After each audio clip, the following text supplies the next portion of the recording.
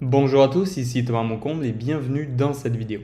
Donc dans cette vidéo, on va tout simplement parler des obligations, voir ce que c'est, en quoi ça se différencie des actions, en quoi c'est utile dans un portefeuille, puis voir si actuellement ça peut être le bon moment pour investir dans les obligations. Alors premièrement, on va voir la différence entre une action et une obligation. Une action, vous savez, quand vous achetez une action, vous achetez une petite partie de l'entreprise, donc vous devenez en partie propriétaire de l'entreprise. Comme ça, si jamais l'entreprise se développe, vous, très certainement que le prix de l'action va augmenter, vous pourrez réaliser un gain. Si l'entreprise a des bénéfices et décide de les redistribuer aux actionnaires, vous aurez droit aux dividendes. Inversement, par contre, si l'entreprise est en difficulté financière, peut-être que vous verrez le prix de l'action diminuer. Okay? Vous êtes en partie propriétaire de l'entreprise. Avec l'obligation, c'est différent. Okay? Quand vous allez acheter une obligation, vous n'allez pas être propriétaire de l'entreprise en partie. Vous allez simplement émettre un prêt à l'entreprise. C'est-à-dire que c'est vous qui allez prêter de l'argent à l'entreprise et en contrepartie, elle s'engage à vous rembourser dans quelques années, plus des intérêts.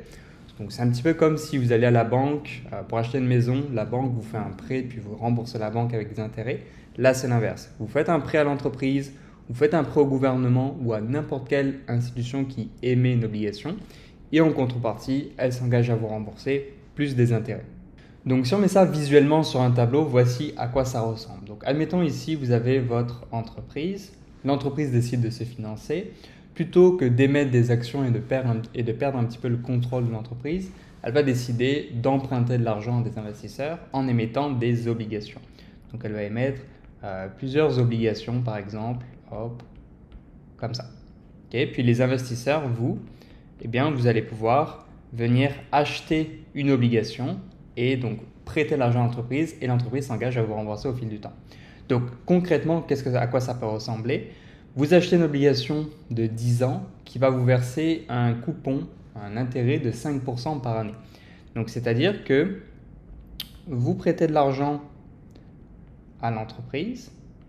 Donc on va dire par exemple, vous prêtez 1000 $ à l'entreprise et l'entreprise va vous verser chaque année pendant 10 ans 5%. Donc ici, là c'est égal à 50 $. Donc si on fait 5% fois 1000 $, c'est égal à 50 $. Donc chaque année, l'entreprise va vous verser 50 $ pendant 10 ans. Si l'obligation a un terme de 10 ans. Puis à la fin des 10 ans, l'entreprise va tout simplement vous rembourser votre capital de 1000 $.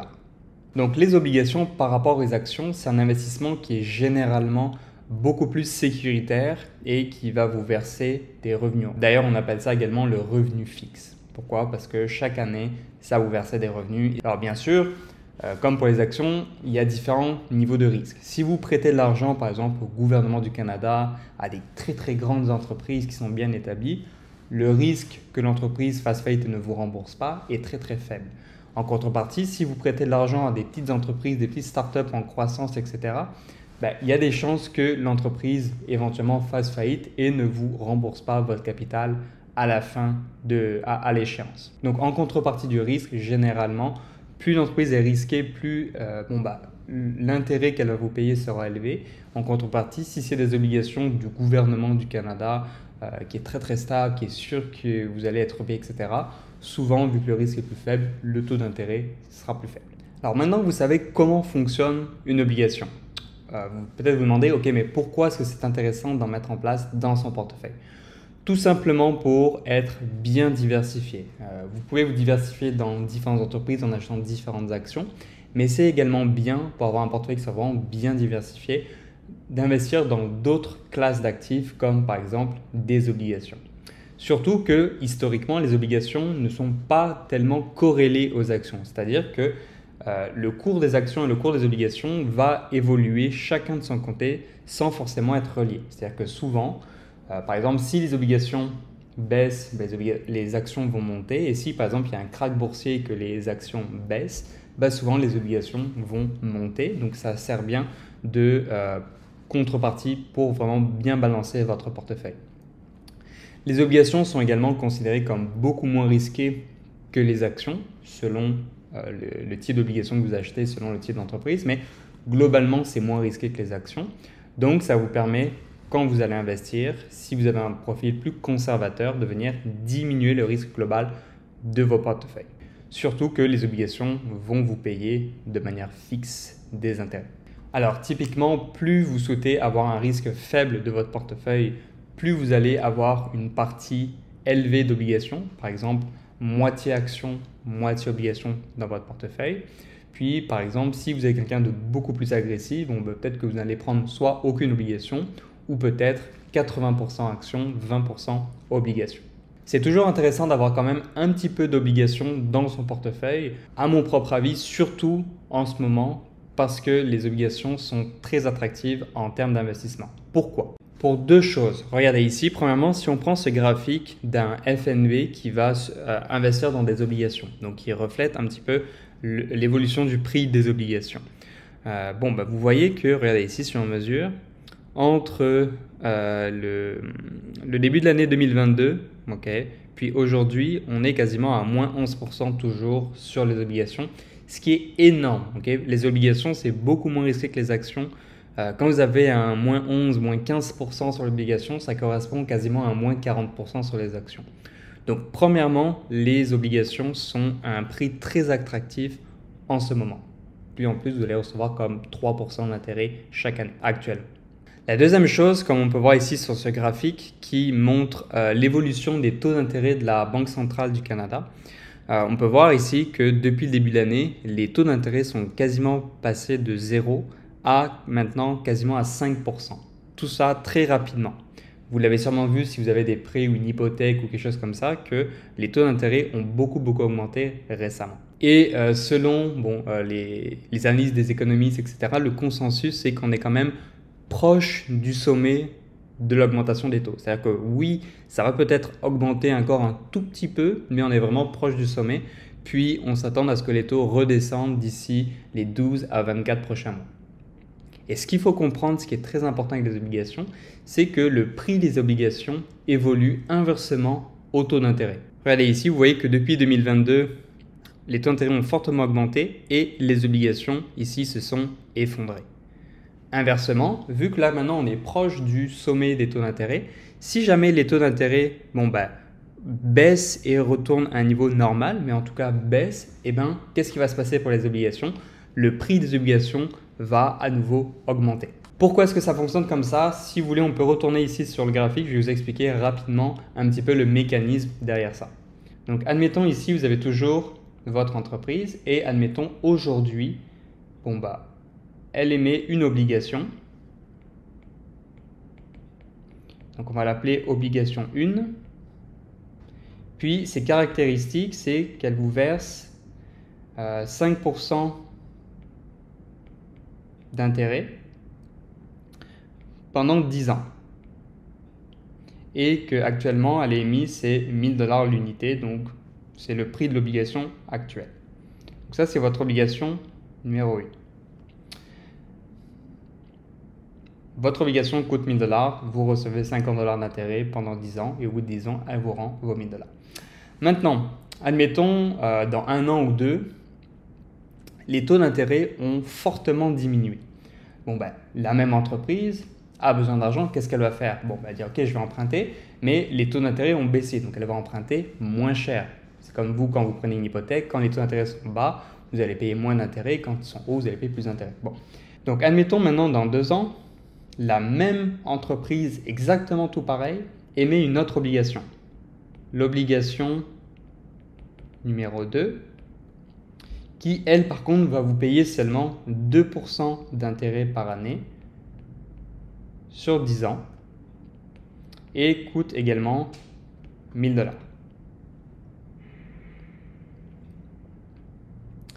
D'après vous, qu'est-ce qui va se passer à l'obligation 1 sur le marché? Admettons, vous aviez acheté l'obligation numéro 1, mais vous ne souhaitez pas attendre 10 ans que l'entreprise vous rembourse votre capital, vous souhaitez la vendre à un autre investisseur sur le marché. Sauf que maintenant, les obligations émises par l'entreprise paient seulement 2% de rendement et la vôtre en paye 5%. Donc, qu'est-ce que vous pensez qui va se passer si toutes les autres choses demeurent égales? bon, ben, votre obligation va valoir beaucoup plus d'argent que l'obligation numéro 2 parce qu'elle vous paye 5% alors que tous les autres vous payent seulement 2%. Donc, si vous revendez cette obligation sur le marché, bon, ben, cette obligation va être revendue beaucoup plus cher et peut-être que vous allez pouvoir la revendre à un autre investisseur pour, n'importe quoi, 1250 $. Donc comme ça, vous aurez réalisé un gain de 250 $. Ok, donc est-ce que vous comprenez le mécanisme? Puis inversement, si jamais les taux d'intérêt augmentent et que là ici, on n'est plus à 2%, mais on est à 10%, ben c'est l'inverse qui va se passer. Si vous décidez de vous départir de votre obligation qui paye seulement 5%, alors que maintenant toutes les nouvelles obligations payent 10%, bon, ben, votre obligation ne va peut-être plus valoir 1000 $, mais va seulement valoir 800 $. Donc c'est ce qui explique, si on retourne sur le graphique ici, pourquoi est-ce que les obligations ont baissé lorsque les taux d'intérêt ont augmenté. Et là maintenant, vu qu'on est proche du sommet et qu'on s'attend à ce que les taux rebaissent d'ici les 12 à 24 prochains mois, bon, bah, ça peut être un moment super intéressant et que certainement que les obligations vont pouvoir fortement réaugmenter en valeur. Chose également super importante à prendre en compte, c'est la maturité de l'obligation. Vous avez des obligations qui sont vraiment très long terme et qui ont par exemple une maturité dans 30 ans. Par contre, vous avez également des obligations qui sont très court terme et qui ont peut-être des maturités dans 1 an par exemple. Puis l'impact de la variation des taux d'intérêt aura plus ou moins d'effet sur des obligations selon la maturité. Une chose est sûre, sauf si l'entreprise fait faillite, c'est qu'à la fin de la maturité de l'obligation, à l'échéance de l'obligation, vous allez recevoir votre capital. Donc même si par exemple, si on reprend notre premier exemple là, si les taux d'intérêt avaient augmenté et que l'obligation que vous détenez avait baissé en valeur, si vous la gardez jusqu'à échéance, jusqu'à maturité au bout de 10 ans, bon, ben, l'entreprise va vous rembourser votre capital et vous n'aurez pas perdu d'argent. Ça, c'est super important avec les obligations. Donc, de ce fait, l'impact des taux d'intérêt n'aura pas forcément le même effet sur des obligations qui ont une échéance dans très très longtemps versus une échéance dans quelques mois ou quelques années. Par exemple, si vous avez une première obligation qui a une échéance dans 30 ans, et bien, si jamais les taux d'intérêt varient à la hausse comme à la baisse, ça aura forcément beaucoup plus d'impact sur le prix de l'obligation parce qu'elle arrive à échéance dans 30 ans. Donc, si par exemple, votre obligation vous paye 3% alors que maintenant les taux sont à 6%, ben, la différence d'intérêt sur 30 ans va représenter beaucoup d'argent. Donc, forcément, le prix de votre obligation va être beaucoup plus impacté, à la hausse comme à la baisse. Si par contre, vous détenez une obligation qui arrive à maturité dans 1 an, bon, ben, si jamais les taux d'intérêt augmentent ou baissent, peu importe, bon, ben, vu que votre obligation arrive à échéance dans 1 an, ça ne va pas forcément avoir beaucoup d'impact sur ce prix parce que dans 1 an ou moins, vous allez recevoir votre capital. Donc, selon vos prévisions des taux d'intérêt, selon le niveau de risque que vous souhaitez prendre, vous pouvez décider d'investir dans des obligations court terme pour ne pas être trop impacté par les variations des taux. Si par exemple, vous attendez que les taux d'intérêt augmentent, ou par exemple, vous pouvez investir dans des obligations moyen à long terme si vous voulez que les taux d'intérêt aient un fort impact sur le prix de votre obligation. Par exemple, dans ce cas-ci, si vous pensez que les taux d'intérêt vont fortement baisser dans les prochains mois, ça peut certainement être plus intéressant d'investir dans des obligations moyen à long terme pour pouvoir avoir un impact beaucoup plus important sur le prix de l'obligation et donc en profiter davantage. Je vous rappelle juste que je ne suis pas conseiller en placement ou quoi que ce soit, donc je vous invite à consulter un professionnel avant de prendre des décisions d'investissement, mais c'est mon opinion. Regardez par exemple ici sur ce graphique, je vous ai comparé le FNB TLT qui investit dans des obligations très long terme aux États-Unis versus en orange ici, vous avez le FNB IEF qui investit dans des obligations moyen terme aux États-Unis. Puis vous pouvez voir que depuis la hausse des taux et que les obligations ont baissé, vous pouvez voir que les obligations long terme ont été beaucoup plus impactées que les obligations moyen terme. Regardez ici, on a moins 20% quasiment sur les obligations de long terme contre seulement moins 9% sur les obligations moyen terme. Donc on peut voir que c'est beaucoup moins sensible. Donc en parlant de ça, maintenant on va regarder comment est-ce que vous allez faire pour pouvoir investir dans les obligations. Vous avez 2 choix. Soit, premièrement, vous pouvez décider d'investir dans des obligations à la pièce. Vous pouvez aller sur des plateformes comme Disnat, Banque Nationale, peu importe, et venir aller dans la rubrique obligations et venir sélectionner des obligations à la pièce, des obligations gouvernementales, des obligations d'entreprise. Vous pouvez comparer les dates de maturité, les taux d'intérêt et sélectionner les obligations qui vous correspondent le mieux. Ça peut être une chose à faire, mais moi je préfère davantage investir dans des FNB qui eux vont investir dans des obligations. Pourquoi? Parce que c'est beaucoup plus facile à gérer plutôt que d'investir dans des obligations à la pièce, aller regarder celles qui proposent les meilleurs taux, etc. Ça peut être davantage compliqué et je sais que parfois les institutions mettent en place certaines restrictions comme par exemple pour chaque transaction il faut un minimum de 5 000 $ pour pouvoir acheter des obligations, etc. Donc, si vous investissez dans des FNB, c'est beaucoup plus liquide, beaucoup plus facile pour pouvoir être exposé aux obligations. Donc, vous avez différents choix que j'ai sélectionnés pour vous. Donc, j'ai préparé une petite liste de FNB avec différents critères pour que vous allez pouvoir investir dans les obligations. Donc, s'il y a des FNB qui sont vraiment liquides, d'émetteurs qui sont vraiment reconnus, mais je vous inviterai quand même à faire vos recherches avant d'investir aveuglément dans ça. Mais bon, pour vous présenter un petit peu comment investir dans les obligations, premièrement, vous avez, si on commence par le Canada, vous avez XBB. Ça, c'est un FNB que j'aime bien parce qu'il va investir dans tout type d'obligations canadiennes. Donc, des obligations gouvernementales comme des obligations d'entreprise, des obligations long terme comme des obligations moyen terme. Donc, XBB qui est actuellement un coût par unité de 27 et 30 sous.